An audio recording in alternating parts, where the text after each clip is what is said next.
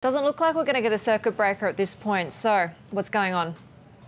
Yeah, nothing in place for that circuit breaker. Basically, we're in this cycle now of implementation and then retaliation and then escalation. So implementation, the next round of tariffs are likely to come at noon Hong Kong time. That is 12 a.m. Washington, D.C. time. So basically, in a little less than 5 hours from now, the United States is likely to impose new tariffs on some $200 billion of additional Chinese goods to the United States. That would be $250 billion in total, almost half of last year's imports from China. Now, on the retaliation front, of course, China has said it will in kind impose about 110 or duties on about $110 billion worth of goods from the United States. That would be about 70% of the total U.S. sales to China.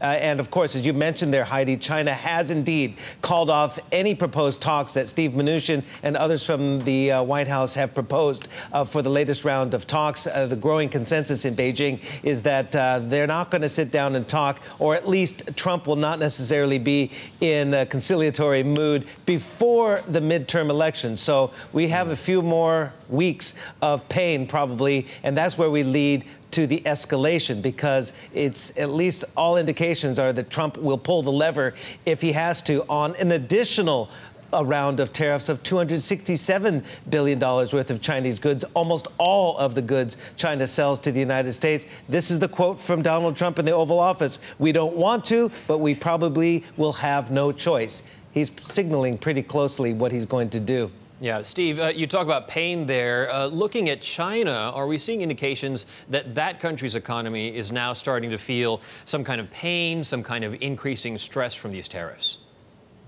Yeah, we are. Absolutely. The Chinese economy is indeed slowing, and manufacturers just across the border here in Guangdong province from Hong Kong are feeling the pain. In the latest China Beige book from CBB International, their headline is "Manufacturing in China is under fire."